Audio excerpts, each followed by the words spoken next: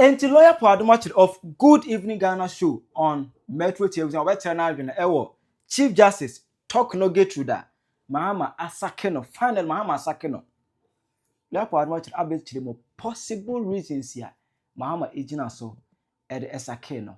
Na ede kra na echere ema oman so far as a democracy eye concern. Me man chiri mu no akere wadwen ama me ewo comment section. Aha yi Penyah block media. Me so say any demo. Obe like if you do not have a subscribe button, so make the notification and latest updates. Number chile wadwen dia mama. Ewo comment section. Me so baswa. No one should for so any be accurate. It people just said this is a threat to democracy. We just this is a bad precedent. Any other day. I was saying here my dear Etwagu media and so Mahama, the president for the Fourth Republic of Ghana under the 9th Parliament.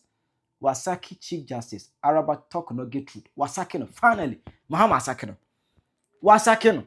Etiri asana mamle de court a hold do all the masa ni nyina enti open enti wasake mamle ase ni nyafa press statement about on the 1st of September 2025 enrochie a statement about on Trent Mahama wonya sake Chief Justice finally we need osi ohia ni bim ontime eri ne nya in fact amemu be bo person dey amemu ni fan Chief Justice ebe hanadwe on ni ntime mu mani mum on ni ntime mu mani mum e ma ne nyeye eri pan no twa no ohia no on send kuku ni gakana on kofi e tani pani bi enya nchiri wapa na omu ntia asesa na ede basem ede apotie na mami ya nti Mahama eyi ne din lawyer Adom Otchere Good Evening show host on Metro TV wabetire na adwen afa wabetire mo enema ntia Mahama ejina so edi ne din na ede ana ekire ye as oman inkotie ne nsem all camera.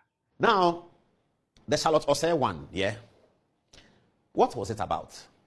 The Honorable Charlotte Osei had been appointed by the NCC, had been appointed by President Mahama to be the leader of the NCC, National Commission on Civic Education. And she had done quite a good job. They had engaged her at that time in those days through the media. And I could tell, and anyone who engaged her could tell that she's a woman of ideas. That's you get that from Charlotte very quickly when you talk to her. She's a woman of real ideas. Now, after that, she was now appointed after Afarijan retired. And you know that Afarijan retired after the election petition of 2013, where it was felt that he was not able to discharge himself in a way that was loved by everyone before the Supreme Court. Nonetheless, he retired. And so there was a lot of tension in who becomes the next electoral commissioner, if you like, chairperson of the Electoral Commission. Charlotte Osei was appointed. Now, as soon as Charlotte Osei was appointed, there was a bit of constellation here and there, within the MPP ranks about the person who had been appointed, and I took a personal interest in the matter. So, I decided to talk to key MPP people. I'm talking about, this is about 2014, to talk to important MPP people about why Charlotte Osei was a problem. And they told me something significant, and I share with you today. I never shared it publicly, even though I'm not going to mention names, but you can get the story. They said to me that they had been looking at the Nigerian election of 2015. If you know that Nigeria voted in 2015, we voted in 2016. They always vote. They are voting in 2027. We are voting in 2028. So the Nigerian election had delivered one of the purest elections in Nigeria. And so the Nigerian Electoral Commissioner, I can't remember his name now. Those of you remember, please send me a text. Professor something. He had become very famous, and he had been to Ghana many times. He had become very famous for delivering in Nigeria, where they thought elections were never free and fair, what looked like a stunning election that brought Muhammadu Buhari to power. The election had occasioned the defeat of Goodluck Jonathan, the incumbent president, who was very close to President John Dramani Mahama because their circumstances were similar. Both of them had become presidents on the death of their president from vice president position, had won elections, okay? And this was Goodluck. Sorry.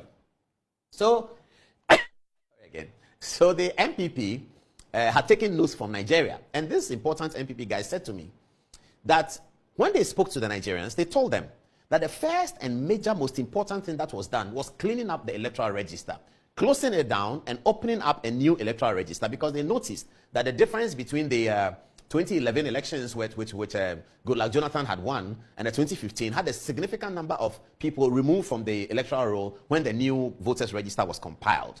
So they thought that Ghana also had the same problem. And looking at the election 2013 petition, it appeared that the electoral roll had many major problems, isn't it? So they wanted also in Ghana, with the new electoral commissioner, to decide that we're going to do a new voters register.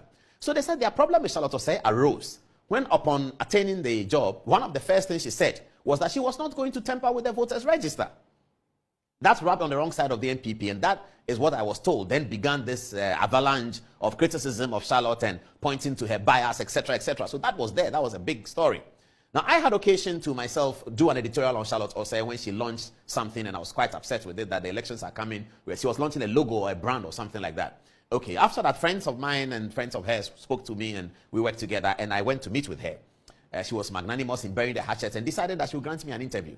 But by that time, the whole big issue about MPP's avalanche on Charlotte Osei was a real big deal. Every day in the news, every IPAC meeting, there was fights between MPP and Charlotte Osei. And Charlotte Osei would stand her ground, and MPP would say that she's trying to rig the election for John Mahama. And she had granted interviews and said that there's no way an electoral commissioner can rig an election. Charlotte was the first person to say that. But nevertheless, there was a lot of pressure on her. In fact, when she granted me the interview and I interviewed her, and I'm going to show the tape in a minute, I had to ask her whether she would vote, because this was the level of the tension within the Charlotte Osei and MPP NDC conversation, whether she was going to vote. Listen to what she told me when I had to ask her whether she was going to vote.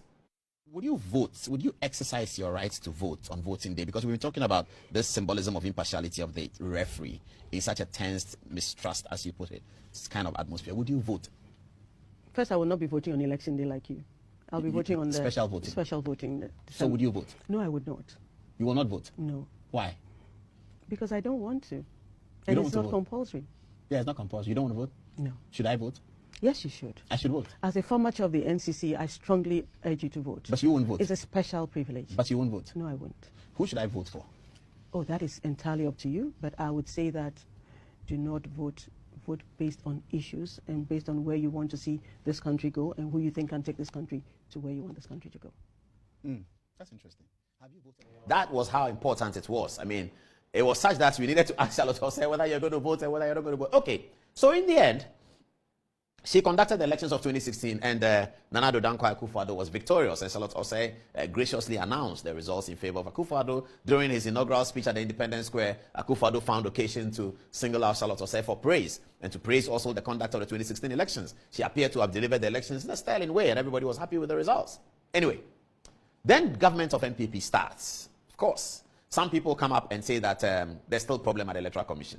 The main issue against Charlotte Osei was that the petition filed against her to the president was filed by the staff of the Electoral Commission, the leaders of the staff of the Electoral Commission, some other commissioners. In fact, you know, there are about 6 or 7 commissioners, and the Electoral Commission is the chairperson. She's almost like a primus inter pares, as they say, the first among equals. So Charlotte Osei was a chairperson, and the petition was filed by people who worked closely with her and who were alleging that she had occasioned, through the work she did, procurement breaches. She had ignored this. There was clear, very bad blood between Charlotte Osei as a leader of the Electoral Commission and the 2 others who were with her.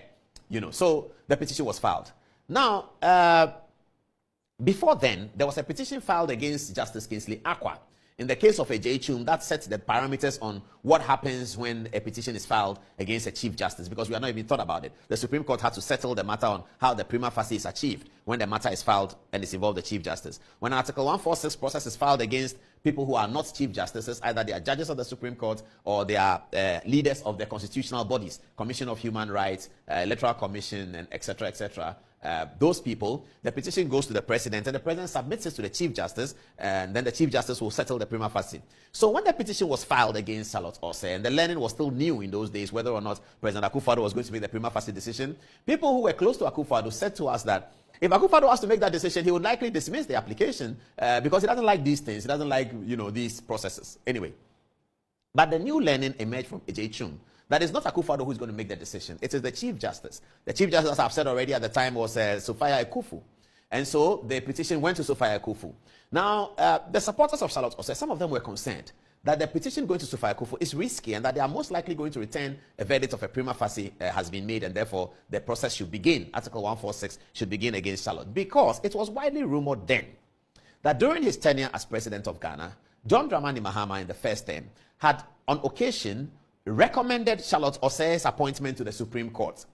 The rumor had it further that it was widely alleged that this recommendation by the president as part of a list of Supreme Court judges, which included Charlotte Osei, had offended some people at the Supreme Court. We don't know who they were, but they seemed to be very influential people within the Supreme Court's bench and arrangement, that they had been offended by the thought that Charlotte Osei's name had been added to a list of Supreme Court judges to go through the Judicial Council and then eventually to Parliament. After the hula baloo and the razzmatazz, it turned out that cool heads prevailed, but cool heads prevailed so that Charlotte Osei's name was removed from the list. So those who knew this information, those who had alleged this information, suggested that Charlotte Osei's name going back to the Supreme Court for a prima facie determination was going to be very difficult for her. I don't know the validity of that and whether it's verifiable. But anyway, this was rumors that was wide around there. Those of us news reporters, we always hear these things. So the petition went to Sophia Akuffo. Sophia Akuffo made a determination that the prima facie case has been found. And then the trial started. The people who had petitioned themselves were also impeached. As you know, the two people who had petitioned, who were staff of the Electoral Commission, commissioners of the Electoral Commission, were also impeached. But they were represented, as the trial started and we got to hear, they were represented very importantly by somebody that's surprised Charlotte Osei a little bit. It was Mr. Maxwell Opoku-Agyeman, who had been a director of the Ghana School of Law. In fact, Maxwell had his own problems with the Ghana School of Law. It is rumored that he was removed as the director of legal education on disciplinary grounds, and friends of Charlotte Osei called that poetic justice. Maxwell Opoku-Agyeman was now the lawyer for the petitioners against Charlotte Osei, and Maxwell was mates with Charlotte Osei at Legon, and it's said that people who were their mates in the class called up Maxwell and said, "Why are you doing this? What's wrong with you? What's that? This and that and that and that." Charlotte herself, I understand from friends of hers that she was very disappointed to have a Maxwell Opoku-Agyeman leading the charge against her, somebody that was her mate, blah blah blah. Anyway, so Maxwell was the lawyer for the people. Now, the case proceeded, and at the end of the day, it came out that the recommendation had been made. When the recommendation was made, new learning came up again from Ejechum that President Akufo-Addo has no role to play. Once the decision has been made, he has to just, announce the decision. That's really what it is. The only difference is that the committee make the decision, they send it to the president, and the president announces the decision. He doesn't do anything beyond that. That's the learning that was given to us, coming from Ejechum and those who are scholars and theorists of Article 146. Now, Charlotte Osei was removed. Today, we are hearing that what is good for the goose is good for the gander. So you move Charlotte Osei, you move all of that. But the only slight difference that we like to point out, because we are trying to put out an intellectual document, is that Charlotte Osei was part of the executive. Her removal by the process was executive and executive. This one is a bit different. This is executive and judiciary. This is the first time we are having that. If we flip our chart forward, we will see that in 2022-2023, a petition was received by President Akufo-Addo for the removal of Chief Justice Eni Yeboah. It was a petition received by some people. I don't want to go into the details, but we can if we have time later on. And the President Akufo-Addo dismissed the petition. It didn't see the light of day. There was no prima facie, blah, blah, blah. So that was the first time. No, that was the first time. The first time was Justice Kingsley Akwa. This was the second time that a petition had been received by the President. Justice Kingsley Akwa's petition was in J.A. Kufuor's time, and this petition was in Akufo-Addo's time, both of them MPP era. So Akufo-Addo dismissed that petition. Then came another one. At the tail end of Akufo-Addo's administration came another one for the removal of Justice Torkonoo from Kweku Azar, our friend whose document we looked at the other day. Kweku Azar wrote to the president concerned about Justice Torkonoo, and President Akufo-Addo went through the process, replied to the general public, sent the document to Justice Torkonoo for her response, etc., etc. And Akufo-Addo dismissed the petition against Justice Torkonoo. Now, today, a new petition has arisen, 3 of them arise against Justice Torkonoo, and President Mahama has the petition. It goes to Council of State. A prima facie case is made, and the committee begin the hearing. There's a lot to say because Justice Torkonoo, while the committee was being, the process started, felt so pained that she needed to break the ranks of the in-camera hearing and held a press conference to tell the general public and the world that there were fundamental human rights abuses in the process. She's a former Chief Justice, so she knows what human rights abuses are. She tried to get the court to listen to her. She lost at the Supreme Court. She tried to get the High Court to listen to her. She lost at the High Court, both on accounts of the fact that whatever she is going through has been designed by the Constitution to be in camera, cannot be public, and so she cannot be heard in public. Now, whatever case she has to make it in the case. Article 146 process is almost such that once you get in, you are out. You can't get in and stay in, and once you get in, you're almost out. So yesterday, we heard that the committee had finished their work and they presented the document to the president. The only concern was that they said they were presenting to the president one case and they will go on and hear the other cases. So they presented one case to the president, the first one about Daniel Ofori's petition. That's one petition. That petition, they were able to conclude that Justice Torkonoo has fallen foul of the law and they are recommending to the president for her removal. It stands to reason, therefore, that the committee process cannot go on. But if you monitor the news yesterday, it appeared that the committee were reporting on one and they will come and proceed with the rest.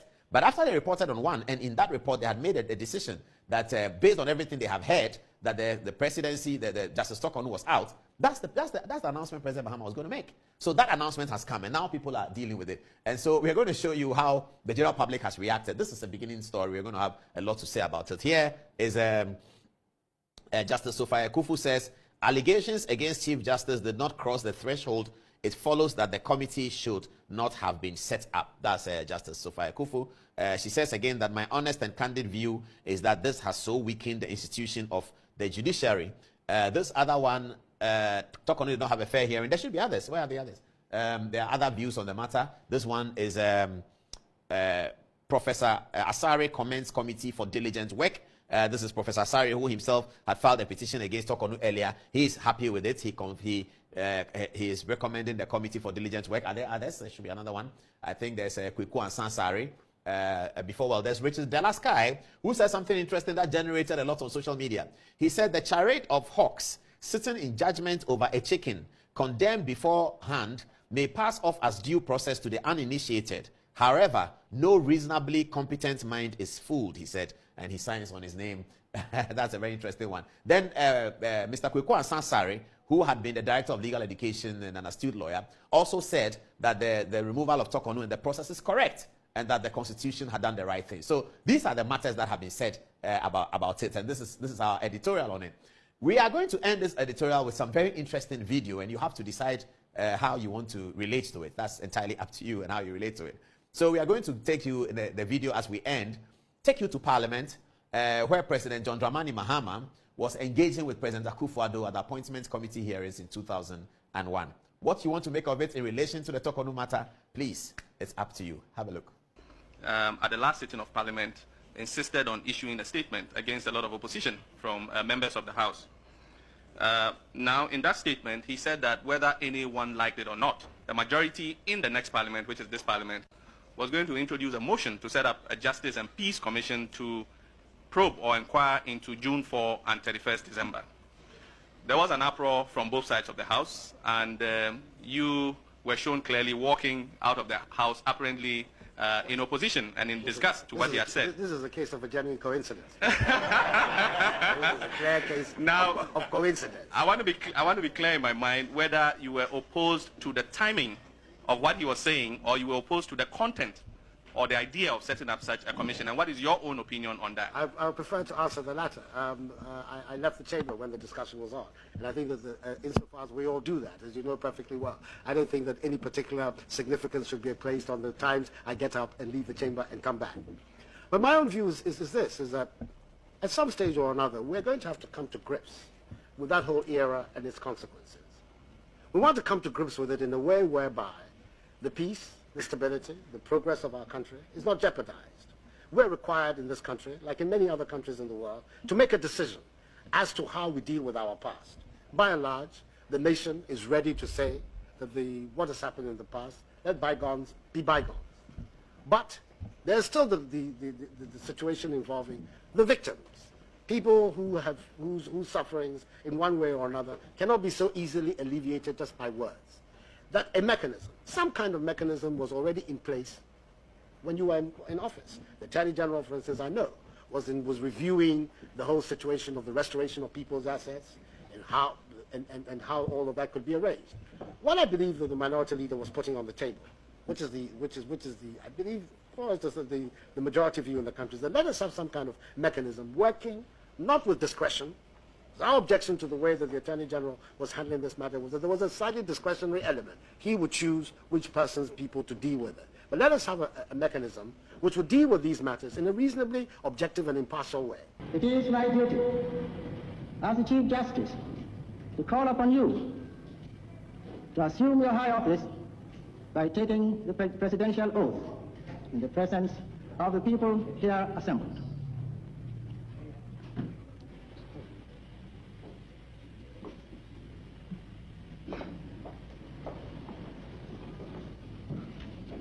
I, Kwame Nkrumah, do solemnly swear that I will well and truly exercise the functions of the high office of President of Ghana, that I will bear true faith and allegiance to Ghana, that I will uphold the sovereignty, the integrity of Ghana.